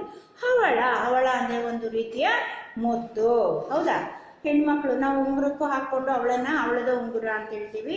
ಹಾಗೆ ಹೆಣ್ಣು ಮಕ್ಕಳು ಮಾಂಗಲ್ಯಕ್ಕೆ ಮದುವೆ ಆಗಿರೋರು ಈ ಒಂದು ಸರದಲ್ಲಿ ಹಾಕ್ಕೊಂಡಿರ್ತೀವಿ. ಈ ಕೆಂಪು ಬಣ್ಣದ ಏನು ಹೇಳ್ತೀವಿ, ಇದಕ್ಕೆ ಕೆಂಪು ಬಣ್ಣದ ಮಣಿಗೆ ಹವಳ ಅಂತ ಹೇಳ್ತೀವಿ. ಕಾಣಿಸ್ತಾ ಇದೆ ಮಕ್ಕಳ, ಈ ಕೆಂಪು ಬಣ್ಣದ ಮಣಿಗೆ ನಾವೇನಂತ ಅಂತೀವಿ, ಹವಳ ಅಂತೀವಿ. ಇದೇ ಬಿಳಿ ಬಣ್ಣ ಆಗಿದ್ರೆ ಅದನ್ನು ನಾವೇನಂತೀವಿ, ಮುತ್ತು ಅಂತೀವಿ. ಇದು ಚಿನ್ನ, ಇದು ಹವಳ, ಹೌದಾ. ಹವಳವನ್ನು ಧರಿಸೋದ್ರಿಂದ ಆರೋಗ್ಯಕ್ಕೂ ಸಹ ಒಳ್ಳೆಯದು. ಅದರ ನೀರು ಸ್ನಾನ ಮಾಡಿದಾಗ ಹವಳದ ನೀರು ಮೈ ಮೇಲೆ ಬೀಳ್ತಾ ಇರುತ್ತೆ, ನಮ್ಮ ಆರೋಗ್ಯಕ್ಕೂ ಒಂದು ಅರ್ಥವನ್ನು ಕೊಡುತ್ತೆ. ಅದರಿಂದ ಹವಳವನ್ನು ಧರಿಸ್ತೀವಿ. ಇದು ಕರಿ ಮಣಿ, ಇದು ಕರಿಯ ಮಣಿ, ಇದು ಹವಳ, ಇದು ಚಿನ್ನದ ಒಂದು ಸರ, ಹೌದಾ, ಮಾಂಗಲ್ಯ ಸರ. ಇದಕ್ಕೆ ನಾವು ಧರಿಸ್ಕೊಂಡು ಇಟ್ಕೋತೀವಿ. ಹವಳ ಅಂದರೆ ಒಂದು ರೀತಿಯ ಏನು ಮುತ್ತು, ಬಿಳಿಯ ಮುತ್ತಲ್ಲ, ಕೆಂಪು ಬಣ್ಣ, ಕನಕಾಂಬರ ಬಣ್ಣದ ಒಂದು ಮುತ್ತು, ಹೌದಾ ಮಕ್ಕಳ. ಇನ್ನು ನೆಕ್ಸ್ಟ್ ಶಕ. ಶಕ ಅಂದರೆ ಎಷ್ಟು, 100. ಶಕ, ಶಕವರುಷ, ಶತವರುಷ ಅಂತೆಲ್ಲ ಹೇಳ್ತೀವಿ ನಾವು ಅಲ್ವಾ. ಶಕ, ಶತ ಅಂತೆಲ್ಲ ಹೇಳ್ತೀವಿ. ಇನ್ನು ಶರ ಅಂದರೆ ಏನು, ಬಾಣ. ಶಕಟ ಅಂದರೆ ಒಂದು ಪದ. ಶಯನ ಅಂದರೆ ಮಲಗುವುದು. ಶಯನ ಅಂದ್ರೇನು, ಮಲಗುವುದು. ದೇವಸ್ಥಾನದಲ್ಲಿ ಯಾವುದಾದ್ರೂ ಒಂದು ಹರಕೆಯನ್ನು ಕೊಟ್ಟಾಗ ಇವತ್ತು ವಿಷ್ಣು ದೇವರಿಗೆ ಶಯನೋತ್ಸವ ಮಾಡಿಸ್ತಾ ಇದ್ದೀವಿ ಅಂತಾರೆ. ಅಂದರೆ ವಿಷ್ಣುವನ್ನ ತೊಟ್ಟಿಲಲ್ಲಿ ಹಾಕಿ ತೂಗೋದು. ಕೃಷ್ಣನಿಗೂ ಸಹ ಶಯನೋತ್ಸವ, ಸಂಜೆ ವೇಳೆ ಶಯನೋತ್ಸವ ಅಂತೇಳಿ ಮಾಡ್ತಾರೆ. ಶಯನ ಅಂದ್ರೇನು, ಮಲಗುವುದು. ಎಲ್ಲಿ ಮಲಗುವುದು, ಮಂಚದ ಮೇಲೆ ಮಲಗುವುದಕ್ಕೆ ಶಯನ ಅಂಥೇಳಿ ಹೇಳ್ತೀವಿ. ಶಬರ, ಶಬರ ಅಂದರೆ ಬೇಟೆಗಾರ, ಬೇಡ. ಶಬರ ಅಂದರೆ ಯಾರು, ಬೇಟೆಗಾರ. ಬೇಡನಿಗೆ ನಾವು ಶಬರ. ಅದೇ ಹೆಣ್ಣಾದರೆ ಶಬರಿ, ಅಂದರೆ ಬೇಟೆಯನ್ನು ಆಡೋರು. ಕಾಡಿನಲ್ಲಿ ಪ್ರಾಣಿಗಳನ್ನು ಕೊಂದು ಆಹಾರವನ್ನು ಮಾಡ್ಕೋತಾರೆ ಅವರು ಅಲ್ವಾ. ಅಂಥವ್ರಿಗೆ ನಾವೇನು ಹೇಳ್ತೀವಿ, ಶಬರ ಅಂದರೆ ಬೇಟೆಗಾರ. ಉಷ, ಉಷ ಅಂದ್ರೆ ಏನು, ಸೂರ್ಯನ ಕಿರಣ. ಸೂರ್ಯ ಹುಟ್ಟಿದಾಗ ಏನಾಗುತ್ತೆ, ಸೂರ್ಯ ಈ ರೀತಿ ಹುಡ್ತಾನಲ್ಲ ಮಕ್ಕಳ, ಹುಟ್ಟಿದಾಗ ಏನಾಗುತ್ತೆ, ಈ ರೀತಿ ಕಿರಣಗಳು ಬರುತ್ತೆ. ಆ ಒಂದು ಕಿರಣಕ್ಕೆ ನಾವೇನು ಹೇಳ್ತೀವಿ, ಉಷಾ ಕಿರಣ ಅಂತೇಳಿ ಹೇಳ್ತೀವಿ. ಉಷಾ ಅಂದ್ರೇನು, ಕಿರಣ, ಹೌದಾ ಮಕ್ಕಳ. ಇದಿಷ್ಟು ಪದಗಳ ಅರ್ಥವನ್ನು ನೀವು ಕಲ್ತ್ಕೊಂಡ್ರಿ. ಅರ್ಥ ಆಯ್ತಾ ಮಕ್ಕಳ. ಓಟ ಅಂದರೆ ಓಡುವುದು, ಓಲಗ ಅಂದರೆ ವಾದ್ಯದ ಒಂದು ಸಂಗೀತ, ಔಡಲ ಅಂದರೆ ಹರಳೆಣ್ಣೆ ಗಿಡ, ಔರಸ ಅಂದರೆ ಊಟ, ಹರ ಅಂದರೆ ಶಿವ, ಹದ ಅಂದರೆ ನುಣುಪಾಗಿ ಮಾಡ್ಕೊಳ್ಳೋದು, ಹಯ ಅಂದರೆ ಕುದುರೆ, ಹವಳ ಅಂದರೆ ಕೆಂಪು ಮಣಿ, ಶಕ ಅಂದರೆ ಒಂದು ಶಕವರ್ಷಗಳು, ಶತವರ್ಷಗಳು ಅಂತೇಳಿ ಹೇಳ್ತೀವಿ. ಶರ ಅಂದರೆ ಬಾಣ, ಶಕಟ ಅಂದರೆ ಒಂದು ಪದ, ಶಯನ ಅಂದರೆ ಮಲಗುವುದು, ಶಬರ ಅಂದರೆ ಬೇಟೆಗಾರ, ಉಷ ಅಂದರೆ ಸೂರ್ಯನ ಕಿರಣಗಳು. ಈ ರೀತಿ ಪದಗಳ ರಚನೆ ಆಯಿತು. ಎಲ್ಲಿಂದ ಆಯಿತು ಪದಗಳ ರಚನೆ? ಒಂದೊಂದು ಅಕ್ಷರಗಳಿಂದ ನಮಗಾಯಿತು. ಅಕ್ಷರ ಅಭ್ಯಾಸ 1ರಿಂದ ಅಕ್ಷರಾಭ್ಯಾಸ ನಾವು ಎಲ್ಲಿಗೆ ಹೋಗಿದ್ದೀವಿ? 6ಕ್ಕೆ ಹೋಗಿದ್ದೀವಿ. ಅಕ್ಷರಾಭ್ಯಾಸ 6 ಪದಗಳಿಂದ ಏನಾಯಿತು? ಈ ಪದಗಳ ಒಂದು ರಚನೆ ಆಯಿತು. ಇನ್ನು ಇಲ್ಲಿ ಮತ್ತೆ ಕಲಿತಂಥ ಪದಗಳನ್ನೇ ನಾವೇನು ಮಾಡ್ತಾ ಹೋಗಬೇಕು? ಅಲ್ಲಿ ಬಿಡಿ ಬಿಡಿಯಾಗಿ ಅಕ್ಷರವನ್ನು ಕಲಿತ್ವಿ, ಇಲ್ಲಿ ಒಟ್ಟಾಗಿ ಅಕ್ಷರವನ್ನು ಕಲಿತ್ವಿ, ಈಗ ಪದವನ್ನು ಕಲಿತ್ವಿ. ಪದ ಕಲಿತ ನಂತರ ಆ ಪದಗಳನ್ನು ನಾವು ಮತ್ತೆ ಗುರುತಿಸ್ಬೇಕು ತಾನೆ, ಓದ್ಲಿಕ್ಕೆ ಬರ್ಬೇಕು ತಾನೆ, ಬರೀಲಿಕ್ಕೂ ಬರ್ಬೇಕು ತಾನೆ. ಆದ್ದರಿಂದ ಓಟ, ಅಯ, ಶರ, ಅವಳೆಲ್ಲ ಈ ರೀತಿ ನಾವು ಆ ಪದಗಳನ್ನು ನಾವೇನು ಮಾಡಬೇಕು? ಪುನಃ ಪುನಃ ಗೆರೆಗಳಲ್ಲಿ ಬರಿಬೇಕು. ಯಾವ ಗೆರೆಯಲ್ಲಿ? 2 ಗೆರೆಯ ಅಕ್ಷರದ ಪುಸ್ತಕದ ಗೆರೆಯಲ್ಲಿ ಬರಿಬೇಕು. ಇಲ್ಲೂ ಸಹ ನೀವು ತುಂಬಿಸ್ಬೇಕು. ನಾನು ಇದನ್ನು ತುಂಬಿಸಿ ನಿಮಗೆ ಫೋಟೋ ಹಾಕ್ತೀನಿ ವಾಟ್ಸಪ್ಪಲ್ಲಿ. ಆಗ ನೀವು ಮನೆಯಲ್ಲಿ ಅದನ್ನು ಕುತ್ಕೊಂಡು ಅದೇ ಥರ ನೀವು ಸಹ ಮಾಡಿ. ಇನ್ನು ಮುಂದಿನ ಪಠ್ಯಕ್ಕೆ ಹೋಗ್ತಾ ಇದ್ದೀನಿ. ಇಲ್ಲೂ ಸಹ ಕಲಿತ ಪದಗಳೇ ಇದೆ. ಇದನ್ನು ಮತ್ತೆ ನಾವು ಬರೆದು ಅದನ್ನು ಓದಲಿಕ್ಕೆ ಶುರು ಮಾಡ್ಕೋಬೇಕು. ಓಟ ಓಟ, ಆದ ಅದ, ಆಶ ಆಶ, ಉಷ ಉಷ, ಹವಳ ಹವಳ.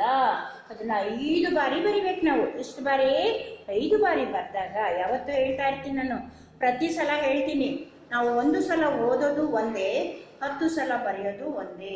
ಯಾವಾಗಲೂ ನಾವು ಬರೆದು ಅಭ್ಯಾಸ ಮಾಡಿಕೊಂಡ್ರೆ ನಮ್ಮ ನೆನಪಿನಲ್ಲಿ ಯಾವಾಗಲೂ ಉಳಿಯುತ್ತೆ.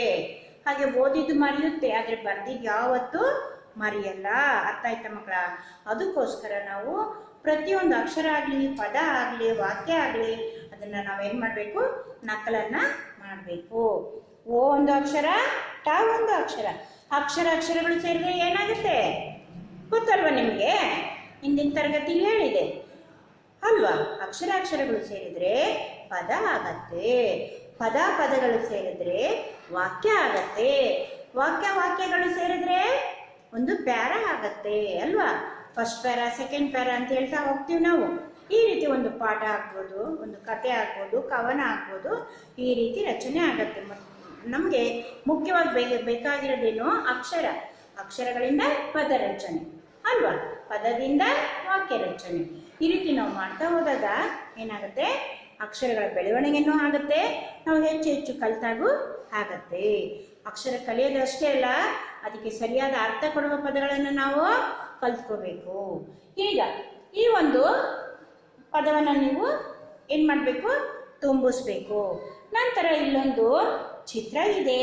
ಚಿತ್ರದಲ್ಲಿ ಏನಿದೆ? ಅಲ್ಲಲ್ಲೇ ಡಾಟ್ ಕೊಟ್ಟಿದ್ದಾರೆ, ಚುಕ್ಕೆಗಳನ್ನು ಕೊಟ್ಟಿದ್ದಾರೆ. ಆ ಚುಕ್ಕೆಗಳನ್ನು ಸೇರಿಸಿದ್ರೆ ಒಂದು ಪ್ರಾಣಿ ಆಗತ್ತೆ. ಯಾವುದಾ ಪ್ರಾಣಿ ಹೇಳಿ ಮಕ್ಕಳ? ಎಲ್ಲರ ಮನೆಯಲ್ಲೂ ಇರುತ್ತೆ. ಸಾಮಾನ್ಯವಾಗಿ ಹೆಚ್ಚು ವಸ್ತುಗಳನ್ನ ಒಂದೇ ಕಡೆ ಹಾಕಿದಾಗ ಅದಕ್ಕೂ ಆಹಾರ ಬೇಕಲ್ವಾ? ಅದಕ್ಕೋಸ್ಕರ ಅದು ಮನೆಗೆ ಬರುತ್ತೆ, ಮನೇಲಿ ಸೇರ್ಕೊಳ್ಳುತ್ತೆ, ಮನೇಲಿರೋ ಪದಾರ್ಥಗಳನ್ನೆಲ್ಲ ಕಚ್ಚಿ ಹಾಕತ್ತೆ. ಹೌದಾ? ಇದು ಯಾವ ಪ್ರಾಣಿ? ಇಲಿ. ಯಾವುದಿದು? ಇಲಿ. ನೀವು ಆ ಚುಕ್ಕೆಗಳನ್ನು ಸೇರಿಸಿದಾಗ ಈ ಒಂದು ಪ್ರಾಣಿ ನಿಮಗೆ ಬರುತ್ತೆ. ಈ ಪ್ರಾಣಿಯ ಹೆಸರೇನು? ಇಲಿ ಅಂತೇಳಿ ಆಗತ್ತೆ. ಇಲಿ ನೋಡಿದಿರಲ್ವ? ಇಲ್ಲಿ ಕುದುರೆ ತೋರಿಸಿದ್ನಲ್ಲ, ಅದೇ ಚಾರ್ಟ್ನಲ್ಲೇ ಇಲಿ ಚಿತ್ರನೂ ಇದೆ ನೋಡಿ. ಹೌದಾ? ಇಲಿ ಚಿತ್ರನೂ ಇದೆ ಅಲ್ವಾ ಇಲ್ಲಿ? ಇದೇನಿದು? ರ್ಯಾಟ್. ಏನಿದು? ರ್ಯಾಟ್. ಇಂಗ್ಲಿಷ್ನಲ್ಲಿ ರ್ಯಾಟ್, ಮೌಸ್ ಅಂತಾನು ಹೇಳ್ತೀವಿ. ಹೌದಾ ಮಕ್ಕಳ? ಇಲ್ಲಿ ನಾವು ಆ ಚುಕ್ಕೆಯನ್ನು ಸೇರಿಸಿದಾಗ ನಮ್ಗೆ ಯಾವ ಪ್ರಾಣಿಯ ಚಿತ್ರ ಆಗತ್ತೆ? ಇಲಿ ಆಗತ್ತೆ. ಇಲಿ ಮನೇಲಿ ಮಾತ್ರ ಇರಲ್ಲ ಅದು, ಹೊಲ ಗದ್ದೆಗಳಲ್ಲೂ ಇರುತ್ತೆ. ಹೊಲ ಗದ್ದೆಗಳಲ್ಲೂ ಸೇರ್ಕೊಂಡ್ಬಿಟ್ಟು ಬೆಳೆಗಳನ್ನೆಲ್ಲ ತಿಂತಾ ಇರುತ್ತೆ, ಕಚ್ಚಿ ಹಾಕತ್ತೆ. ಈಗ ನಿಮ್ಗೆ ಈಗಾಗಲೇ ಒಂದು ಕತೆ ಗೊತ್ತಿದೆ ಅಲ್ವಾ? ಸಿಂಹ ಮತ್ತು ಇಲಿ ಕತೆ ಅಲ್ವಾ? ಅವ್ರು ಹೇಗೆ ಸ್ನೇಹಿತರಾದರು ಏನು ಅನ್ನೋದು ಅದನ್ನು ಸಣ್ಣದಾಗಿ ನೆನಪು ಮಾಡ್ಕೊಳ್ಳೋಣವಾ? ಈಗ ಒಂದು ಪುಟಾಣಿ ಕತೆ ಹೇಳೋಣವಾ? ರೆಡಿ ಆಗ್ಬಿಟ್ರು ಮಕ್ಕಳು. ಕತೆ ಅಂದಿದ ತಕ್ಷಣ ಕಿವಿಗಳೆರಡು ನೆಟ್ಟಗಾಗಿ ನಿಂತು ಬಿಡುತ್ತೆ. ಊಟ ಅಂದಿದ ತಕ್ಷಣ ಹೆಂಗೆ ನಿಮಗೆ ಹೊಟ್ಟೆ ಚುರುಗುಟ್ಟುತ್ತೋ ಹಾಗೆ ಹಾಡು ಕತೆ ಅಂದ್ರೂ ನಿಮಗೆ ಹಾಗೆ ಅನ್ಸುತ್ತಲ್ವ ಮಕ್ಕಳ? ಎಲ್ಲ ಕಥೆನ ಕೇಳೋಣ. ಚಿಕ್ಕದಾಗಿ ಹೇಳ್ತೀನಿ ಕತೆ, ನಿಮ್ಗೆ ಗೊತ್ತಿರೋ ಕಥೆನೇ ಇದು, ಆದರೂ ಪುಟ್ಟದಾಗಿ ಹೇಳ್ತೀನಿ, ಇನ್ನೊಂದ್ಸಲ ನೆನಪು ಮಾಡ್ಕೊಳ್ಳೋಣ. ಒಂದು ದೊಡ್ಡ ಕಾಡಿತ್ತು. ಆ ಕಾಡಲ್ಲಿ ಒಂದು ಸಿಂಹ. ಕಾಡಿನ ರಾಜ ಯಾರು? ಸಿಂಹ ಏನು ಮಾಡ್ತಾ ಇತ್ತು? ಮಲ್ಕೊಂಡಿದ್ದಾಗ ಒಬ್ಬ ಬೇಟೆಗಾರ ಬಂದ. ಬೇಟೆಗಾರ ಬರ್ತಾನೆ ಅಲ್ವಾ? ಬಂದು ಅಲ್ಲಿ ನೋಡ್ತಾ ಇರ್ತಾನೆ ಪ್ರಾಣಿಗಳನ್ನ, ಬೇಟೆ ಮಾಡೋಕ್ಕೆ ಅಂತ ಹೇಳ್ಬಿಟ್ಟು ಹೋಗ್ತಾ ಇರ್ತಾನೆ. ಅದೇ ಸಮಯದಲ್ಲಿ ಏನಾಯಿತು ಗೊತ್ತಾ, ಇಲಿ ಒಂದು ಪುಟಾಣಿ ಇಲಿ ಅದು ಬಿಲದಲ್ಲಿ ವಾಸ ಆಗಿತ್ತು. ಇಲಿ ಎಲ್ಲಿ ವಾಸವಾಗುತ್ತೆ? ಒಂದು ನೆಲವನ್ನು ಕೊರೆದು ಒಂದು ಬಿಲ ಮಾಡ್ಕೊಳ್ಳುತ್ತೆ, ಒಂದು ರಂಧ್ರ ಅಂದರೆ ತೂತು ಮಾಡ್ಕೊಳ್ಳುತ್ತೆ, ರಂಧ್ರ ಮಾಡ್ಕೊಳ್ಳುತ್ತೆ, ಅಲ್ಲಿ ವಾಸವಾಗಿರುತ್ತೆ. ಅದು ಹುಲಿ ಎಲ್ಲಿ ವಾಸ ಮಾಡುತ್ತೆ? ಸಿಂಹ ಎಲ್ಲಿ ವಾಸ ಮಾಡುತ್ತೆ? ಇವೆಲ್ಲ ಕಲ್ಲು ಬಂಡೆಗಳ ನಡುವೆ ಇರುವಂಥ ಗುಹೆಗಳಲ್ಲಿ ವಾಸ ಮಾಡುತ್ತೆ. ಹೌದಾ? ಈ ರೀತಿ ಸಿಂಹ ಒಂದು ದಿವಸ ಹೀಗೆ ಮಲಗಿತ್ತು. ಮಲಗಿದಾಗ ಒಂದು ಪುಟಾಣಿ ಇಲಿ ಏನು ಮಾಡ್ತು, ತನ್ನ ಬಿಲ್ಲದಿಂದ ಬಂತು. ಸಿಂಹ ಏನು ಮಾಡ್ತಾ ಇದೆ? ಭಾಳ ನಿದ್ದೆ, ಎಲ್ಲೋ ಚೆನ್ನಾಗಿ ಬೇಟೆ ಆಡ್ಬಿಟ್ಟಿತ್ತು. ಬೇಟೆ ಆಡಿದ ತಕ್ಷಣ ಹೊಟ್ಟೆ ತುಂಬ ಭರ್ತಿ ಆಗೋಯ್ತು. ಊಟ ಮಾಡಿಬಿಡ್ತು, ಸಖತ್ತಾಗಿ ನಿದ್ದೆ ಬಂತು. ನಮಗೂ ಅಷ್ಟೇ ಅಲ್ವಾ, ಹೆಚ್ಚು ಊಟ ಮಾಡಿದ ತಕ್ಷಣ ಏನಾಗುತ್ತೆ, ಹಾಗೇ ಒಂದು ಸ್ವಲ್ಪ ಹೊತ್ತು ಮಲ್ಗೋಣ ಅನಿಸುತ್ತೆ ಅಲ್ವಾ? ಅದೇ ರೀತಿ ಸಿಂಹಕ್ಕೂ ಮಲ್ಕೋಬೇಕು ಅಂತ ಅನ್ನಿಸ್ತು. ಅದು ಮಲ್ಕೊಂತು. ಮಲಗಿದ ತಕ್ಷಣ ಏನಾಯಿತು, ಚೆನ್ನಾಗಿ ನಿದ್ದೆ ಬಂದ್ಬಿಡ್ತು. ಪಾಪ ಇದು ಪುಟಾಣಿ ಇಲಿ ಇತ್ತಲ್ಲ, ಅದೇನು ಮಾಡ್ತು, ಸಿಂಹದ ಮೈ ಮೇಲೆಲ್ಲ ಓಡಾಡೋಕ್ಕೆ ಶುರು ಮಾಡ್ತು. ಇದು ಚೆನ್ನಾಗಿ ಅಂತೇಳಿ ಗೊರಕೆಯನ್ನು ಹೊಡಿತಾ ಇದೆ. ಇಲಿ ಏನು ಮಾಡ್ತಾ ಇದೆ, ಅದ್ರ ಮೈ ಮೇಲೆ ಓಡಾಡ್ತಾ ಇದೆ. ತಕ್ಷಣ ಇದು ಏನು ಮಾಡ್ತು, ಎಚ್ಚರಿಕೆ ಆಯಿತು. ಸಾಕಷ್ಟು ಗಾಢವಾದ ನಿದ್ದೆಯಲ್ಲಿದೆ. ಮಲಗಿದಾಗ ಹಿಂಗಂತ ಹೊಡ್ಕೋತಾ ಇತ್ತು. ಇದೇನು ಹಿಂಗೆ ಆಗ್ತಾ ಇದೆ, ನಮ್ಗೀಗ ಸೊಳ್ಳೆ ಏನಾರ ಬಂದು ಕಚ್ಚಿದಾಗ ನಂಗೆ ಕಂಡುಬಿಟ್ಟು ಹಿಂಗೆ ಅನ್ಕೋತೀವಲ್ಲ, ಆ ರೀತಿ ಇಲಿ ಮೈ ಮೇಲೆ ಓಡಾಡಿದಾಗ ಸಿಂಹ ಕಂಡುಬಿಡ್ತು, ಇದು ಮಾಡ್ತು. ಕೊನೆಗೆ ತುಂಬ ಡಿಸ್ಟರ್ಬ್ ಮಾಡ್ತಾ ಇತ್ತು. ಇದು ನಿದ್ದೆನ ಭಂಗ ಮಾಡ್ತಾ ಇತ್ತು. ಕೊನೆಗೆ ಇದೇನು ಮಾಡ್ತು, ಕೈಯಲ್ಲಿ ಹಿಡ್ಕೊಂಡ್ಬಿಡ್ತು ಇಲಿನ. ಏಯ್, ಏನೇ ನೀನು ಸಣ್ಣ ಪ್ರಾಣಿ ಆದರೂ ಸಹ ನೀನು ನನ್ನ ಇಷ್ಟೊಂದು ನಿದ್ದೆ ಮಾಡೋದಕ್ಕೆ ನನಗೆ ಇಷ್ಟೊಂದು ತೊಂದರೆ ಕೊಡ್ತಾ ಇದ್ದಿಲ್ಲ, ಇರು ನಿನ್ನ ಸಾಯಿಸ್ಕೊಡ್ತೀನಿ ಅಂತು. ಆಗ ಇಲಿ ಪಾಪ ಪುಟಾಣಿ ಪ್ರಾಣಿ ಅಲ್ವಾ, ಅದಿತ್ತು, ಸಿಂಹರಾಜ ಸಿಂಹರಾಜ, ಕಾಡಿನ ರಾಜ ತಾನೇ ಅದು. ಸಿಂಹರಾಜ ನನ್ನ ಕೊಲ್ಬೇಡಪ್ಪ, ಮುಂದೆ ಯಾವುದಾದ್ರೂ ಒಂದು ದಿನ ನಾನು ನಿನಗೆ ಸಹಾಯ ಮಾಡ್ತೀನಿ. ಸಹಾಯ ಮಾಡುವಂಥ ಪರಿಸ್ಥಿತಿ ಬಂದಾಗ ನಾನು ನಿನ್ನ ಸಹಾಯ ಮಾಡ್ತೀನಿ, ದಯವಿಟ್ಟು ನನ್ನ ಬಿಟ್ಬಿಡಪ್ಪ ಅಂತ. ಹೋಗ್ಲಿ ಬಿಡು ಅಂತಂದು ಸಿಂಹ ಏನು ಮಾಡ್ತು, ಹುಲಿಯನ್ನು ಬಿಟ್ಬಿಡ್ತು. ಸರಿ, ಇನ್ನು ಸ್ವಲ್ಪ ದಿವಸ ಹೀಗೆ ಆದ್ವು. ಒಂದು ಸಲ ಕಾಡಿಗೆ ಒಬ್ಬ ಬೇಟೆಗಾರ ಬಂದ. ಬೇಟೆ ಆಡೋಕ್ಕೆ ಅಂತ ಬಂದ. ದೊಡ್ಡ ಬಲೆಯನ್ನು ಬೀಸಿ ಹಾಕ್ದ.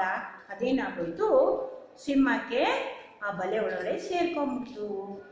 ಸಿಂಹ ಎಲ್ಲ ಒದರುತ್ತೆ. ಹೀಗೆ ಎಷ್ಟೇ ಒದರಿದ್ರು ಸಹ ಆ ಬಲೆಯಿಂದ ಬಿಡಿಸ್ಕೊಂಡು ಬರಕ್ಕೆ ಆಗ್ತಾನೇ ಇಲ್ಲ.